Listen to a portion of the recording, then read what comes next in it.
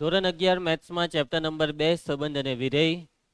તો લાસ્ટ લેક્ચરના ટોપિકની વાત કરીએ તો કયો ટોપિક આપણે ચાલુ કરેલો? વિધેય ટોપિક. તો આ ચેપ્ટરના 3 ટોપિકમાં એક ટોપિક પતી ગયો કાર્ટેશિય ગુણાકાર, બીજો ટોપિક સંબંધ, એ પણ મસ્ત પતી ગયો. હવે ત્રીજો ટોપિક ખૂબ અગત્યનો ટોપિક ચાલુ થઈ છે, વિધેય. તો ચાલો વિધેયને યાદ કરીએ. તો વિધેય પણ સંબંધ જ છે, પરંતુ વિધેય એક એવો સંબંધ છે. તો એફ ને એ થી બી પરનું વિધેય ક્યારે કહેવાય? એફ ને એ થી બી પરનું વિધેય ક્યારે કહેવાય?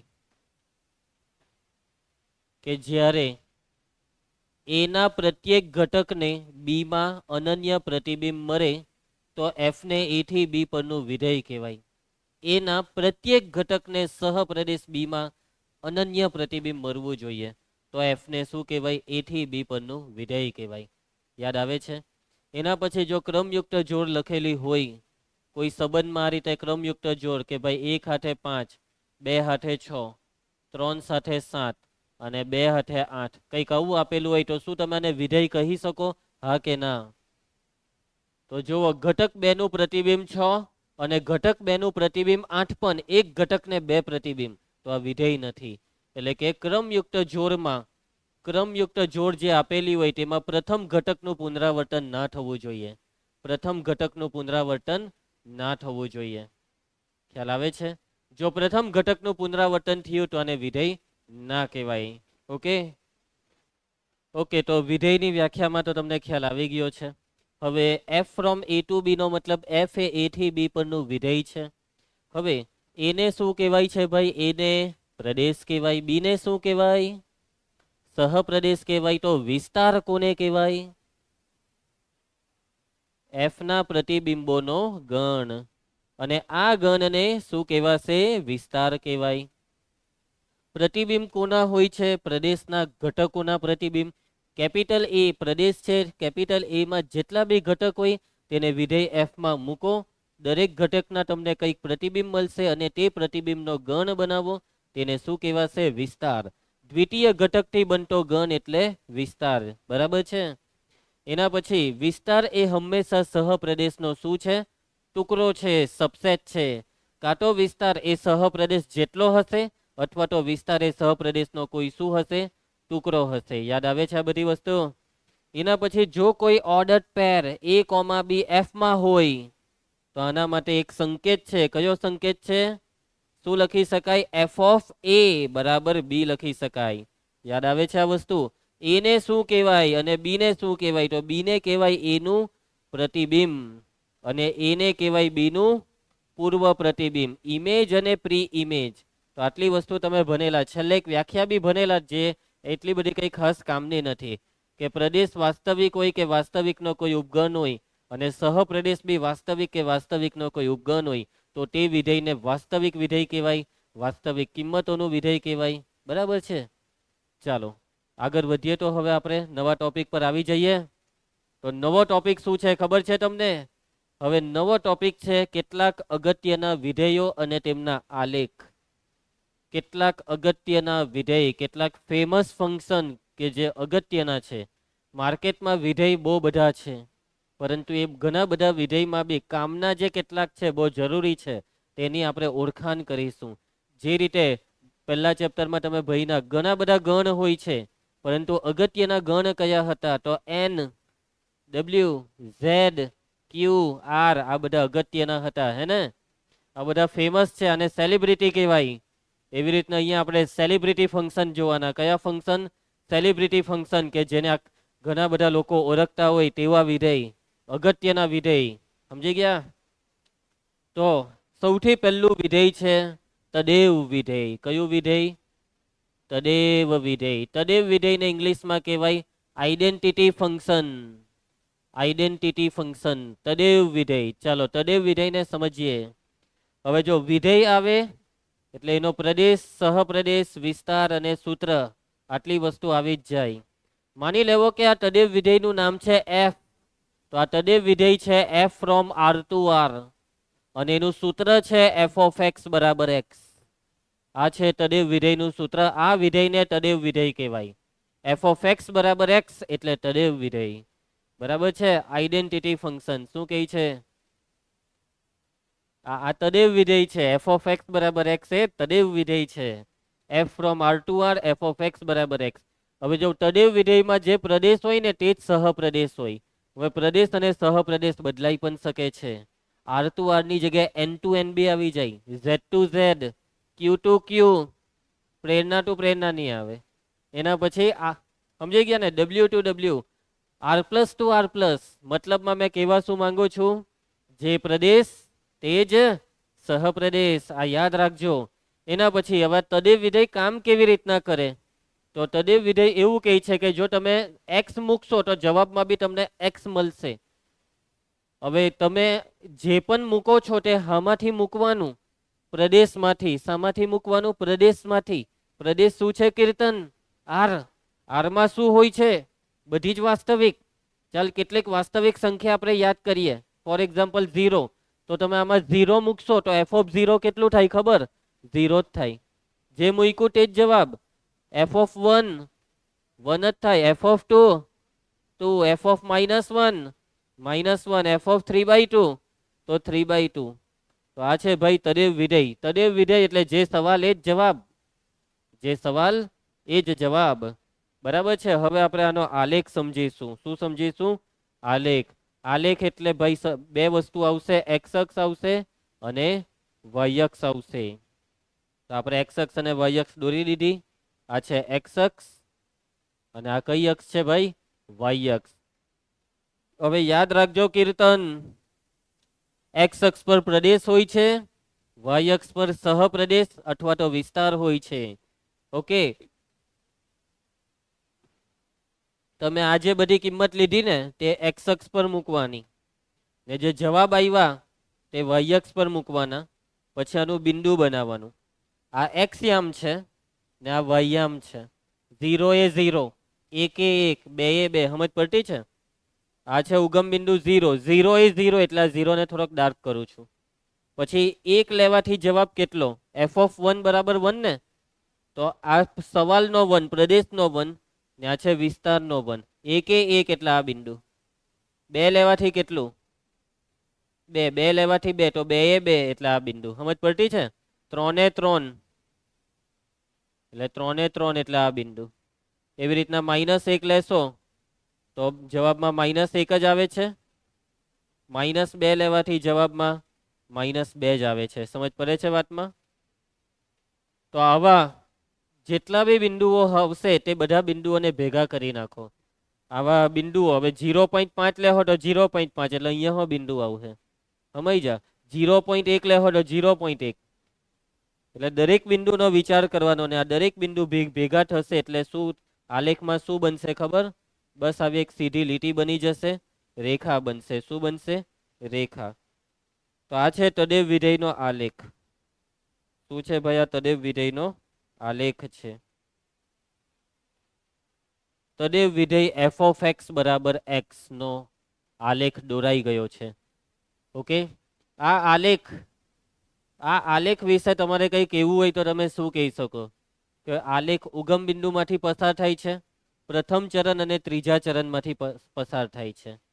એટલે તદેવ વિધેયનો આલેખ એ ઉગમ બિંદુમાંથી તેમજ પ્રથમ અને ત્રીજા ચરણમાંથી પસાર થતી રેખા છે.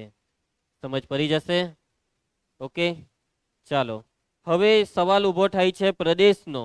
તદેવ વિધેયનો પ્રદેશ શું? ચલો મને પ્રદેશ કેવો? બોલો પ્રદેશ. આ તદેવ વિધેયનો પ્રદેશ.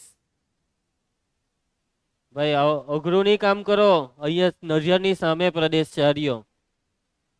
તદેવ વિધેયનો પ્રદેશ આર છે. સહપ્રદેશ આર છે. હવે જો આ પ્રદેશ બદલાઈ પણ શકે રકમ પ્રમાણે. તમને રકમમાં n ટુ n આપ્યું હોય ને તો પ્રદેશ n કહેવાય. અહીંયા બાય ડિફોલ્ટ આર સમજવાનું, કઈ નહીં આપ્યો હોય એટલે આર સમજવાનું. બરાબર? વિસ્તાર કહેવાનું છે તમારે. વિસ્તાર. તદેવ વિધેયનો વિસ્તાર બોલો. વિસ્તાર એટલે પ્રતિબિંબનો ગણ. અને આ પ્રતિબિંબમાં કોણ કોણ છે? પ્રતિબિંબના ઘટકો ભેગા થઈને કયો ગણ બને છે? આર. વિસ્તાર આવશે આર. સાચી વાત છે. વિસ્તાર શું આવશે? આર. કેમ? કેમ કે તમામ વાસ્તવિક સંખ્યા વિસ્તારમાં છે. તમામે તમામ વાસ્તવિક સંખ્યા. કેમ કે જો તદેવ વિધેય કામ કેવી રીતના કરે ધ્રુવાંશ, જે સવાલ તે જ જવાબ, જે તું એ મૂક્યું તે જ જવાબમાં આવ્યું. 5 લેવાથી 5, 15 લેવાથી 15, 25 લેવાથી 25. તો તું પ્રદેશના દરેક ઘટકને મૂકશે તો જવાબમાં બી તને એ જ ઘટક મળશે ને, તો પ્રદેશ જ વિસ્તાર થઈ ગયો ને. પ્રદેશ આર તો વિસ્તાર બી આર જ થઈ ગયો. આરની દરેક કિંમત માટે પ્રતિબિંબ એ કિંમત પોતે છે. એટલે જે પ્રદેશ તે જ વિસ્તાર. સમજ પડી ગઈ વાતમાં. અને આલેખ, આલેખ આપણે દોરી દીધો છે. આલેખ છે ઉગમ બિંદુ માંથી તેમજ પ્રથમ અને તૃતીય ચરણમાંથી પસાર થતી રેખા. આ યાદ રાખવાનું છે. આ બધી વસ્તુ આવતીકાલે તમે આવશો ને એટલે બધી વસ્તુ પૂછવામાં આવશે તમને.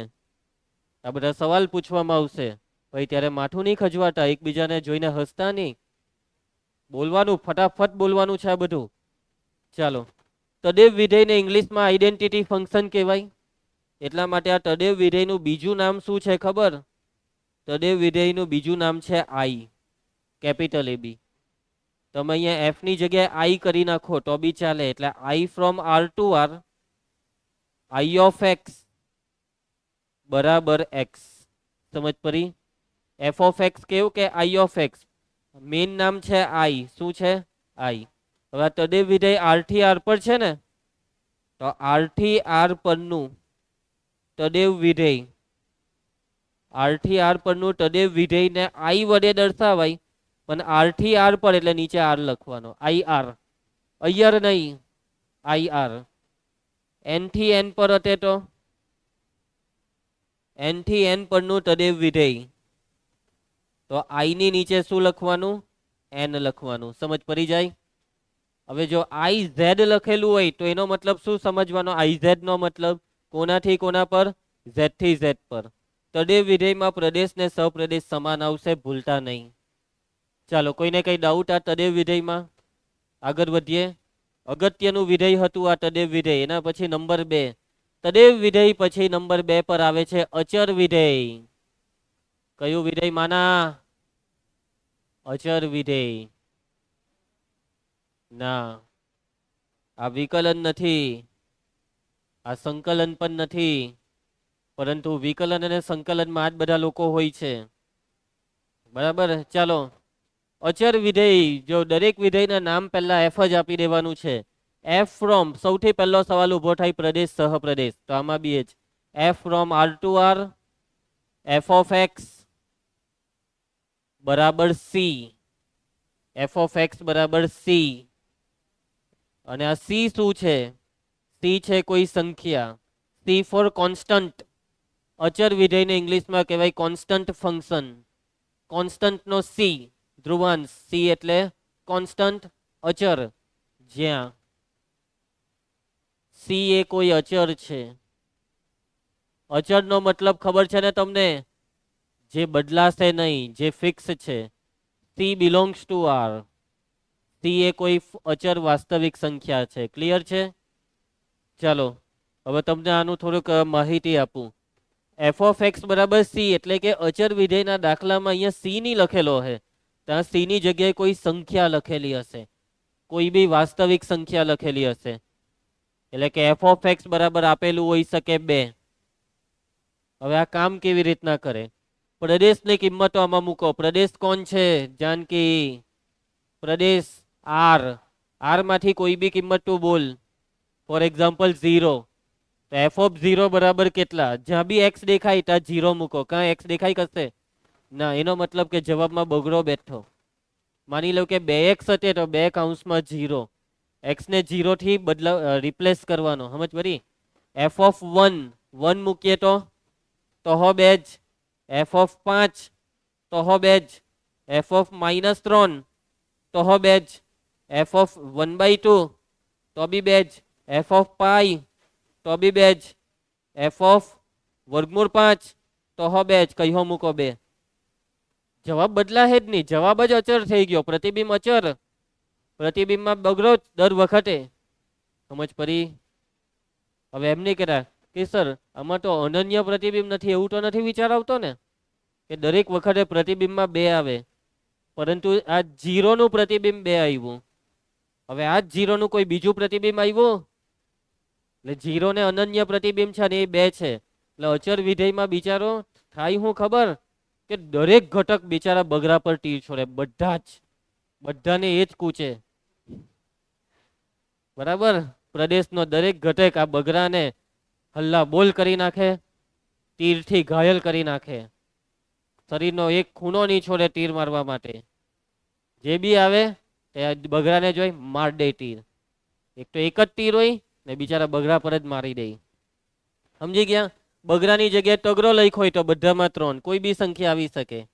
ચાલો હવે તમે મને કેવો આનો પ્રદેશ. પ્રદેશ તમારી નજરની સામે છે. યસ કીર્તન, શું છે પ્રદેશ? સહપ્રદેશ આર છે, પરંતુ સહપ્રદેશ અહીંયા લખવાનું કઈ કામ નથી, કે સહપ્રદેશ બદલાઈ બી શકે. પણ વિસ્તાર, ચાલો વિસ્તાર કહી શકશો તમે આનો મને? હવે આ બગડો ભૂલી જાઓ. હવે એફ ઓફ એક્સ બરાબર સી. યસ, વિસ્તારમાં કોણ છે? વિસ્તાર એટલે પ્રતિબિંબોનો ગણ. વિસ્તાર આર, ખોટી વાત. બરાબર છે, પરંતુ તું અહીંયા સી નહીં લખી શકે. વિસ્તાર એ પ્રતિબિંબનો ગણ છે. ગણ લખ, છગડિયા કૌંસમાં સી. વિસ્તારમાં છગડિયા કૌંસમાં સી. સમજ પડી? અને સી તમે જે લીધો હોય તે, માની લો કે એફ ઓફ એક્સ બરાબર 2 તો વિસ્તાર છે છગડિયા કૌંસમાં 2. એફ ઓફ એક્સ બરાબર 5 તો વિસ્તાર છગડિયા કૌંસમાં 5, કેમ કે બધા પાંચરા પર જ તીર મારશે. એટલે પ્રતિબિંબ 5 જ, જેના પર તીર લાગે તે પ્રતિબિંબ કહેવાય. યાદ આવે છે આ બધી વસ્તુ? આલેખ દોરીએ. આલેખ આવે એટલે દોરી દો પહેલા એક્સ અક્ષને અને પછી વાય અક્ષને. હવે જો તદેવ વિધેયનો આલેખ, તો અહીંયા તદેવ વિધેય તરીકે આપણે કયું તદેવ વિધેય લઈએ? આ જ લઈ લઈએ, એફ ઓફ એક્સ બરાબર 2 જ લઈ લઈએ. તો આ એક્સ અક્ષ છે, આ વાય અક્ષ છે. પ્રદેશની કિંમતો એક્સ અક્ષ પર અને પ્રતિબિંબો આવશે વાય અક્ષ પર.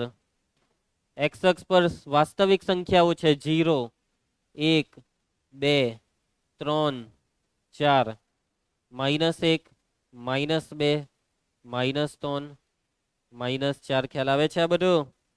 ચાલો એના પછી અહીંયા આવશે 1, 2, 3, -1, -2. ચાલો હવે અચર વિધેય એફ ઓફ એક્સ બરાબર 2 નો આલેખ દોરીએ. એફ ઓફ એક્સ બરાબર 2 નો, તો 0 લેવાથી કેટલા?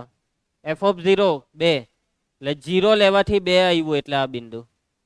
1 લેવાથી એફ ઓફ 1 2, દર વખતે 2 એટલે 1 લેવાથી બી 2 એટલે આ બિંદુ. 2 લેવાથી બી 2, 3 લેવાથી બી 2, 4 લેવાથી બી 2, -1 લેવાથી બી 2, -2 લેવાથી બી 2. સમજી ગયા? દર વખતે 2. આની વચ્ચે બી ઘણા બિંદુ આવે. આ 0 ને 1 ની વચ્ચે જેટલા બી બિંદુ લેવ ને, આની વચ્ચે જે બી લેવ જવાબમાં 2. એટલે આ બધું જોઈન્ટ કરી દેવું. કીર્તન, શું કરી દઈએ આપણે? આ બધાને જોડી દઈએ. એટલે અહીંયા તમે જોઈ શકો છો આલેખને. આલેખમાં શું આવે છે? આરી લીટી આવે છે. શું આવે છે? આરી રેખા. આ છે અચર વિધેયનો આલેખ. એફ ઓફ એક્સ બરાબર 2. અચર વિધેયનો આલેખ છે આડી રેખા, પરંતુ આ શબ્દ દેશી કહેવાય. સમક્ષિતિજ શબ્દ વાપરવાનો. ગણિતનો શબ્દ છે સમક્ષિતિજ. સમક્ષિતિજ રેખા. કેવી રેખા? સમક્ષિતિજ રેખા. બીજો શબ્દ છે એક્સ અક્ષને સમાંતર રેખા. ત્રીજો શબ્દ છે વાય અક્ષને લંબ રેખા. સમજી ગયા? પરંતુ બેસ્ટ સમક્ષિતિજ રેખા એમ બોલી દેવાનું. સમક્ષિતિજ રેખા. હવે એફ ઓફ એક્સ બરાબર 3 હતે તો આલેખમાં શું ફરક પડતે? ઉપર 3 માંથી આરી લીટી આવતે તો આરી લીટી જ સમક્ષિતિજ રેખા. 0 હતે તો એફ ઓફ એક્સ બરાબર 0 હતે તો આ 0 માંથી આરી લીટી, એનો મતલબ કે 0 નો આલેખ આ એક્સ અક્ષ પોતે. એક્સ અક્ષ પોતે અચર વિધેય એફ ઓફ એક્સ બરાબર 0 નો આલેખ છે. એફ ઓફ એક્સ બરાબર -2 હતે તો -2 માંથી આરી લીટી દોરી દેવાની. સમજ પડી? એટલે અચર વિધેયનો આલેખ શું છે? વાય અક્ષ પરના બિંદુ સી માંથી પસાર થતી સમક્ષિતિજ રેખા. બિંદુ સી પછી જે હોય તે આલેખ વાયક્ષ પરના બિંદુ સી માંથી પસાર થતી સમક્ષિતિજ રેખા. ચલો કોઈને કઈ તકલીફ? અચર વિધેય વિશે બધી વસ્તુ સમજ પડી ગઈ? આગળ વધીએ તો આપણે અચર વિધેયનું કઈ બીજું નામ નથી. તદે વિધેયનું કેવું આય હતું એવું આનું કોઈ નવું નામ નથી. ચાલો એના પછી નંબર 3 ત્રીજું જે વિધેય છે તે છે તમારા બધાનું ઓળખીતું બહુપદી વિધેય. કયું વિધેય? બહુપદી વિધેય. બહુ જ ફેમસ છે ભાઈ. બાળપણથી આની સાથે કામ કર્યું છે અને આજે ખબર પડી કે આપણે જેની સાથે આપણું બાળપણ વિતાવ્યું તે એક વિધેય હતું. શું હતું? વિધેય હતું. બરાબર, સસ્પેન્સ ખુલી ગયું છે. બરાબર કે આ તો એક અંડર કવર એજન્ટ નીકળ્યો. એવા પિક્ચરમાં સસ્પેન્સ કેવું ખુલી જાય. હે ધ્રુવાંશ, તું તો બહુ પિક્ચર જો એટલે તને બધું જ ખબર હોય કે હે. અત્યારે બધા રોમેન્ટિક મૂવી વધારે જોતો છે હે ને? સાચી વાત ને? રોમેન્ટિક મૂવી વધારે જોઈ છે ને હમણાં તું? ચાલો બસ હવે એ બધી વાતમાં નહીં પહોંચી જતું. જીરી જીરી વારે બસ પ્રેરણા પ્રેરણા જ કર્યા કરે. પ્રેરણા વગર આ દિવસ કેમ પસાર નથી થતો. ચાલ હવે આમાં ધ્યાન આપ. બહુપદી વિધેય માનુભાઈ. ચાલો તો F from R to R અને એફ ઓફ એક્સ નું સૂત્ર શું છે? જો હવે બહુપદીને તમે ઓળખો છો, બહુ બધી બહુપદી સાથે કામ કર્યું છે. થોડાક એક્ઝામ્પલ લખું તો 2x + 3 5x² - 7x + પાઈ. એના પછી 9x ની 50 ઘાત -7x ની 70 ઘાત +8x ની 3 ઘાત -1.5 હે ને? એના પછી વર્ગમૂળ 2x³ +1.127x² -વર્ગમૂળ 3. તો જો અમે કેટલીક જુદી જુદી બહુપદી લખી છે. લખી છે ને બહુપદી? તો બહુપદીમાં એક્ઝેક્ટ હોય શું છે ખબર? એક ચલ હોય છે. પછી એ ચલ વાળા કેટલાક પદો હોય છે. હવે જો આ જે બહુપદી છે તેને કેવી બહુપદી કહેવાય? સુરેખ બહુપદી. કેમ? કેમ કે મોટામાં મોટી ઘાત છે 1, પણ એની નીચે જે બહુપદી છે તે દ્વિઘાત 2 ઘાત વાળી સૌથી મોટી 2 ઘાત. પછી આ નીચે 50 ઘાત વાળી બહુપદી, સૌથી મોટી 50 ઘાત છે ને? આ છે ત્રિઘાત બહુપદી. બરાબર. તો હવે આપણે બહુપદી વિધેયનું અહીંયા સૂત્ર લખવાનું છે. શું લખવાનું છે જાનકી? અને જ્યારે બી બહુપદી વિધેયનું સૂત્ર લખીએ ને એટલે સૌથી પહેલો સવાલ એ ઉભો થાય, કેટલી ઘાતવાળી? કે ઘાત પ્રમાણે સ્વરૂપ આવે. સુરેખ એક ઘાત હોય તો ax + b, દ્વિઘાત હોય તો ax² + bx + c, ત્રિઘાત હોય તો ax³ + bx² + cx + d. યાદ છે ને? વ્યાપક સ્વરૂપ. 4 ઘાત હોય તો તમે આ રીતના બનાવી શકો 4 ઘાતનું. ax ની 4, bx3, cx² dx ને +e. મતલબ આ 10 ઘાત કહી તો ax ની 10, bx ની 9, cx ની 8, dx ની 8 પછી કેટલી આવે? 7. સમજી ગયા ને? એ રીતના છેલ્લે અચર પદ આવે ત્યાં સુધી. હવે જ્યારે બી આપણે વ્યાપક સ્વરૂપ લખીએ ત્યારે ઘાત કેટલી સમજવાની? n ઘાત. કેટલી ઘાત? n ઘાત વાળી બહુપદી. n ઘાત. હવે n ઘાત વાળી બહુપદી ચાલુ કાંથી થાય? ધ્રુવાંગ ચાલુ કાંથી થાય? ત્રિઘાત બહુપદી x ની 3 ઘાત થી ચાલુ થાય. દ્વિઘાત બહુપદી x ની 2 ઘાત થી ચાલુ થાય. તો n ઘાત વાળી બહુપદી x ની n ઘાત થી ચાલુ થાય. એટલે પહેલું પદમાં x ની n ઘાત આવે. પછી એના પછીનું પદમાં કેટલી ઘાત? એક એક ઘાત હવે ઓછી થાય. એટલે હવે x ની ઘાત આવશે n-1. હજી એક ઘાત ઓછી કરતા જાઓ એટલે હવે આવશે x ની ઘાતમાં n-2. એવી રીતના અટકવાનું કાં? અટકવાનું કાં? સૌથી છેલ્લે તમે પહોંચશો ને તો છેલ્લે x² આવશે. x² પછી ઘાત ઓછી કરો, x ની 1 ઘાત આવશે અને પછી સૌથી છેલ્લે અચર પદ આવશે. અચર પદ પર અટકવાનું. x ની 5 ઘાત આવશે, 4 ઘાત, 3 ઘાત, 2 ઘાત, 1 ઘાત. એવી રીતના કરતા કરતા અચર પદ પર અટકવાનું. તો આગળ વધતા વધતા વધતા છેલ્લે x² આવશે, x આવશે અને અહીંયા છેલ્લે એક અચર પદ આવશે. કયું પદ આવશે? અચર પદ. હવે બહુપદીમાં ખાલી એક્સ જ હોય છે? ના, એક્સ ની આગળ આ જોવો શું કહેવાય આને? આ બધા સહગુણકો છે. આ બી એક સહગુણક છે એક્સ ની 0 ઘાતનો, કે જેને અચર પદ બોલીએ છીએ ને આપણે. તો હવે અહીંયા બી સહગુણક આવશે ને દરેક પદની આગળ. આ ખાલી જગ્યામાં સહગુણક ભરો. હવે સહગુણકને તમે વ્યાપક સ્વરૂપમાં શું લખો ખબર? એ બી સી ડી એવી રીતના લખે ને, પરંતુ અહીંયા એબીસીડી ઓછી પડે. એબીસીડી માં 26 મૂળાક્ષર આવે, જે ઓછા પડે. માની લો કે 50 ઘાતવાળી બહુપદી હોય તો એબીસીડી પટી જશે. એ જ એબીસીડી માં વચ્ચે પાછો એક્સો આવી જાય, એ એક્સ ને લેવાય નહીં. એક્સ વાય ઝેડ આ બધું તો લેવાય જ નહીં પાછું. એટલે હવે અહીંયા સહગુણકને પ્રિફિક્સ થી લખવાના. આનાથી લખવાના પ્રિફિક્સ. એટલે કે પહેલા પદનો સહગુણક A1, બીજા પદનો સહગુણક A2, આ બધા સહગુણક દર્શાવે. સમજી ગયા? હવે અહીંયા સહગુણક પાછળથી લખવાના છે. પાછળથી તમે આવો એટલે A1 A2 A3 એવી રીતના કરતા કરતા આનો સહગુણક, તો આ કેટલામું પદ કહેવાય? તો આનો સહગુણક આવશે AN. એના પછી આ x ની n-1 ઘાતનો સહગુણક AN-1. અહીંયા વચ્ચે વત્તા પાડ દેવાની નિશાની. x ની n-2 ઘાતનો સહગુણક આવશે AN-2.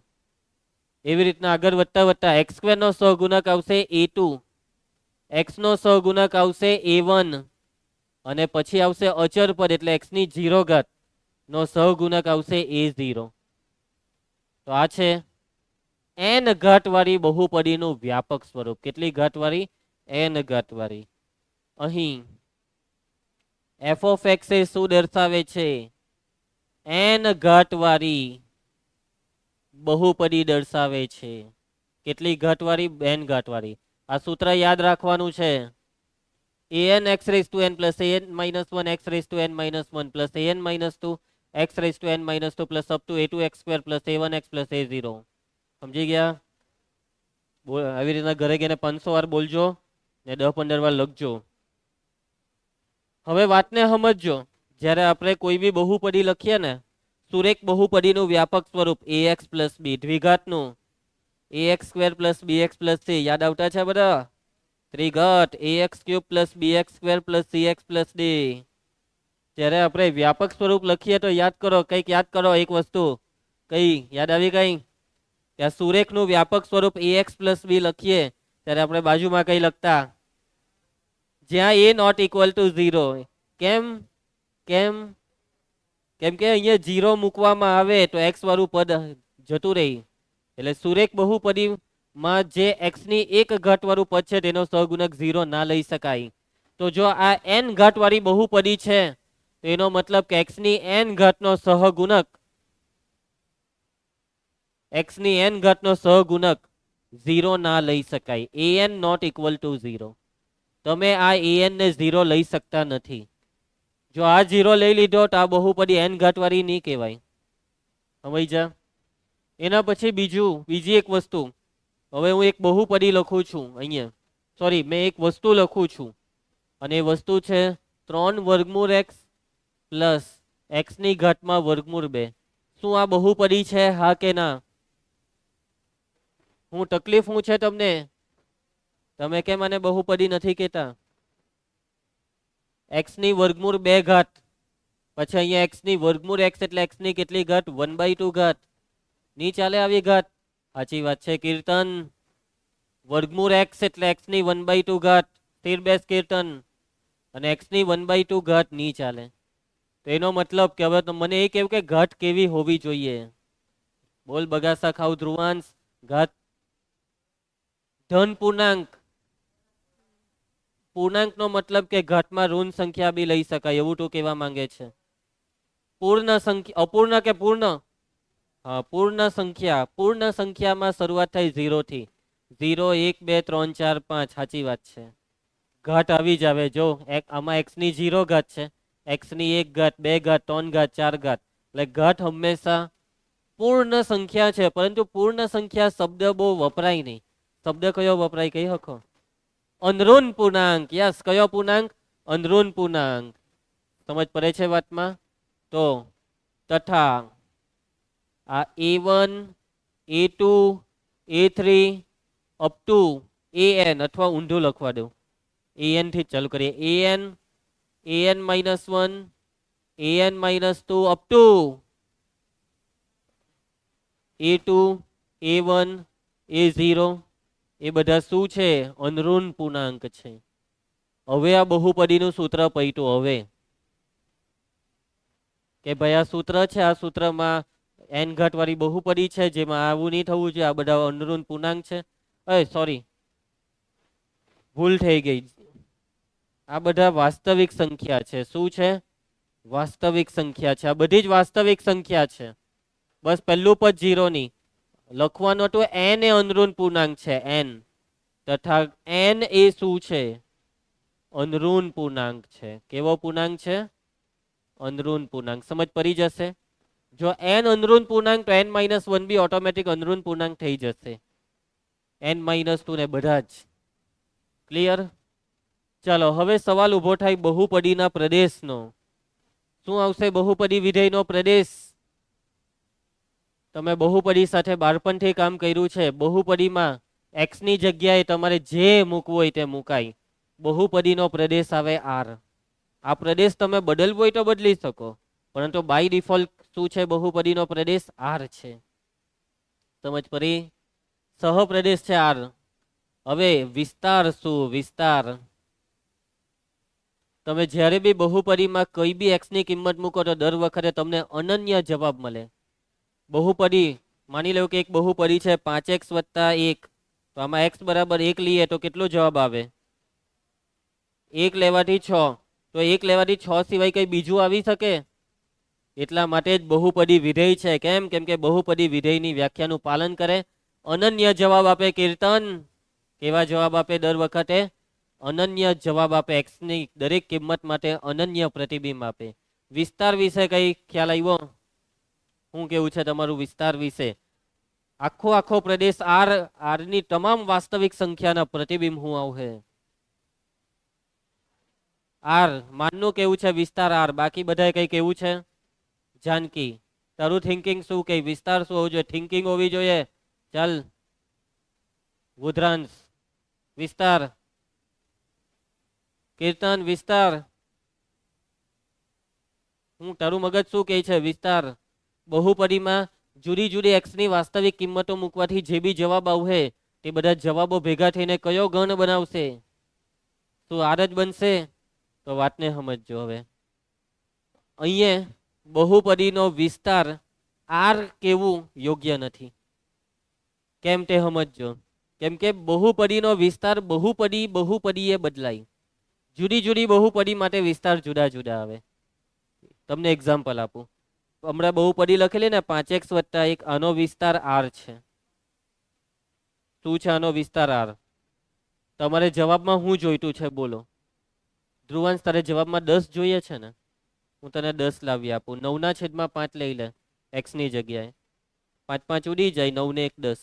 બીજું શું જોઈતું છે? જાન કે તારે -1 જોઈએ છે, હું તને -1 લાવી આપું.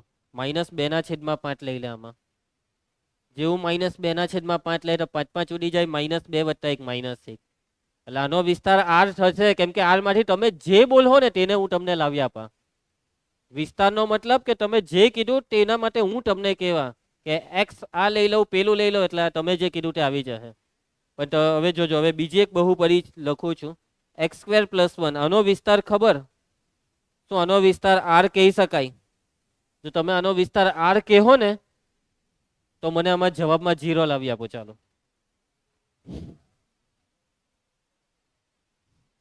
આના જવાબમાં 0 નહીં આવે. -1 -2 ઋણ સંખ્યા એક બી નહીં આવે. તો આનો વિસ્તાર શું? જો પૂર્ણાંક શબ્દ બોલવા બી ખોટો પડે હે માન, કેમ કે આપણે વાસ્તવિક સંખ્યા સાથે કામ કરીએ. એટલે તને હું વાસ્તવિક જવાબ બી લાવી આપું. 0 બી નહીં આવે. તો પ્રાકૃતિક એટલે 1 2 3 4 આ બધી સંખ્યા. જાનકીનું કેવું છે પ્રાકૃતિક સંખ્યાનો વિસ્તાર છે. જો જાનકી તું એમ કે આનો વિસ્તાર પ્રાકૃતિક છે, તેનો મતલબ તું એવું કહેવા માંગે છે કે 1 અને 2 વચ્ચેની સંખ્યા 1.5 વિસ્તારમાં નથી. અને જો 1.5 એ વિસ્તારમાં નથી તો બી હું લાવી આપું તને તને હું 1.5 લાવી આપું. વર્ગમૂળ 1/2. 1 મિનિટ, મેં કેટલા કીધા તને? 1.5 ને? હા, વર્ગમૂળમાં 1/2 આમાં મૂકો. x બરાબર 1/2. 1/2 નો વર્ગ કેટલો થાય? 1/2 થાય. એમાં 1 ઉમેરી દેવું. 2 એકા 2 ને 1 3, 3/2 આવી ગયું 1.5. એટલે જો તમે એમ કેવ ને પ્રાકૃતિક સંખ્યાનો ઘન તો બી કેમ ખોટું? કેમ કે હજી બી એમાં ઘણું ઉમેરવું પડે. વિસ્તારમાં હજી બી ઉમેરવું પડે. 1.5 તમારે ઉમેરવો પડે. આનો વિસ્તાર વિચારીને કેવ હજી મને. તમે વાસ્તવિક હારે કામ કરો છો એટલે જવાબમાં પ્રાકૃતિક ને પૂર્ણાંક એવું બોલાય જ નહીં. કેમ કે એમાં ગેપ આવે વચ્ચે. એક પછી ગેપ પડ્યો, 1 અને 2 ગેપ પડ્યો. તારું કેવું છે સમય? સમયમાં બી ધન ને કે ઋણ હો? ઋણ તો જવાબમાં આવવાનું જ નથી. જો તમે એમ કહેવો ધન સમય સંખ્યા તો હું તને જવાબ અસમયમાં લાવી આપું. ચાલ હવે x બરાબર લઈ લે વર્ગમૂળમાં 1 - √2. x ની આ કિંમત લે. ચાલ 1 - √2 બરાબર. ઉભો રે. 1 - √2 ની √2 - 1 વર્ગમૂળમાં √2 - 1. ચાલ આમાં મૂકી દે. x નો વર્ગ કેટલો થાય? આનો વર્ગ કર એટલે વર્ગમૂળ નીકળી જાય. એટલે √2 - 1 ને એમાં +1 ઉમેર તો ઉડી ગયું એટલે જવાબમાં વર્ગમૂળ 2. અસમય જવાબ મેં તને લાવી આપ્યો. તું સમય કહેતો હતો. એટલે જવાબમાં શું કેવું છે? બધી જ વાસ્તવિક સંખ્યા ધન વાસ્તવિક ફાઇનલ રાખ્યા. ધન વાસ્તવિક નો મતલબ એમાં કઈ સંખ્યા? 0 કે 0 થી મોટી બધી જ ને? 0 નહીં આવે. 0 થી મોટી બધી જ ફાઇનલ રાખ્યા. આર પ્લસ જવાબ શું? આર પ્લસ ફાઇનલ કર્યા. આર પ્લસ માં 0.5 આવે, હા કે ના? તો લાવો જવાબમાં 0.5 લાવી આપો. જો તમે એમ કહો કે આર પ્લસ આનો વિસ્તાર છે તો મને જવાબમાં 0.5 લાવી આપો.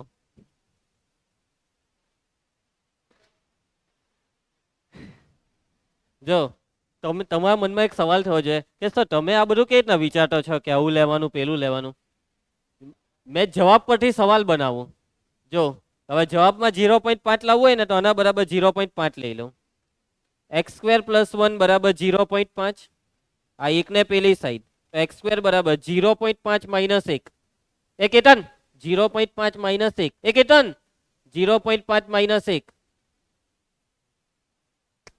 અલા બોલો એ 0.5 - 1.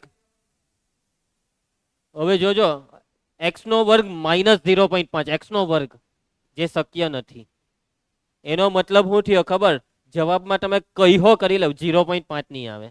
તો તમે એમ કહો ને ધન વાસ્તવિક સંખ્યા તો વિસ્તારમાં લોચો પડ્યો. આનો વિસ્તાર છે close interval 1 to open interval infinity. આ છે વિસ્તાર. જવાબમાં 1 કરતા મોટી બધી જ સંખ્યા છે. કેમ? હવે હું તમને આનું થિંકિંગ કેમ કીર્તન તું સાંભળ. x નો સ્ક્વેર હંમેશા 0 કે 0 કરતા મોટો આવે. x² હંમેશા ધન આવે કાં તો 0 આવે. અને તમે 0 કે 0 કરતા મોટી સંખ્યામાં ધ્રુવાંશ 1 ઉમેરીએ, 0 કે 0 કરતા મોટી સંખ્યામાં 1 ઉમેરીએ તો જવાબ 1 કે 1 કરતો મોટો આવે. સમજ પડી? મગજ દોડે છે? x² + 1 નો વિસ્તાર છે 1 to ઇન્ફિનિટી. તો જુઓ આ બહુપદીનો વિસ્તાર r આવ્યો પરંતુ આ દ્વિઘાત બહુપદીનો વિસ્તાર r નહીં આવ્યો. એ વિસ્તાર આવ્યો close interval 1 close open interval 1 to infinity. હું તમને ખાલી x² આપું તો બહુપદીમાં g of x બરાબર x². આનો વિસ્તાર કઈ હકો તમે?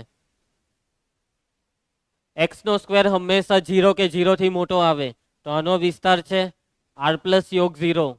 આનો વિસ્તાર છે અનઋણ વાસ્તવિક સંખ્યાઓનો ઘન. આનો વિસ્તાર છે ક્લોઝ 0 થી ઓપન ઇન્ફિનિટી. કેમ? કેમ કે જવાબમાં બધી ધન સંખ્યા છે. સમજ પડતી છે વાતમાં? 0 કરતા મોટું તમે જે કહે તે હું તમને લાવી આપા. કોઈ બી સંખ્યા બોલો તમે. ધ્રુવાંશ બોલ એક સંખ્યા. ધ્રુવાંશે કીધું 5. ચાલ સવાલમાં લઈ લે વર્ગમૂળ 5. વર્ગમૂળ 5 નો વર્ગ 5. પૈતું તારું? ચાલ હવે હું તને કેમ તે તું લાવી આપ. જવાબમાં મને -2 લાવી આપ. x નો વર્ગ -2 કોઈ દિવસ નહીં થાય. સમજ પડી? વિસ્તારનો મિનિંગ સમજો. પ્રતિબિંબોનો ગણ એક બી પ્રતિબિંબ બાકી નહીં રહેવું જોઈએ ને એક બી ઘટક એવો નહીં હોવો જોઈએ કે જે કોઈનો જવાબ નહીં બની શકે. આ છે પ્રતિબિંબનો મતલબ. સમજ પડી? તો આ એ જ બહુપદી છે જેની સાથે તમે બચપનમાં કામ કરતા આવેલા. આ એ જ ખતરનાક બહુપદી છે કે જેને તમને આજે ગૂંચવીને મૂકી દીધી. હવે એક વસ્તુ બાકી રહ્યું, વિસ્તાર. અહીંયા પ્રદેશ આર છે, વિસ્તાર નક્કી નહીં. આપણે વિસ્તાર નક્કી નહીં, વિસ્તાર રકમ પ્રમાણે વિસ્તાર. જુદી જુદી બહુપદીનો વિસ્તાર જુદો જુદો.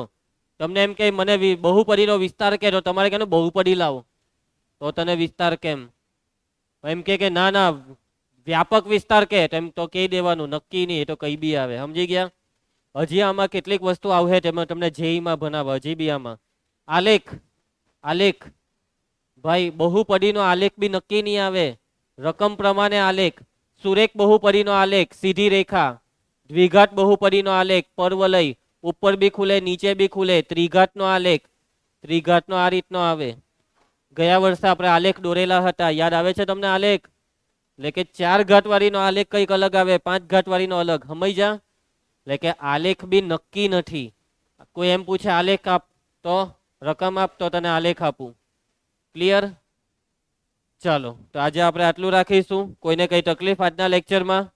હવે જ્યારે બી લેક્ચર આવે ત્યારે ઝેરોક્સ સાથે રાખો, વાંચતા રહેવો. ઘરેથી બી તમે કંઈ વાંચ્યું નથી એવું આજે સાબિત કરેલું છે તમે.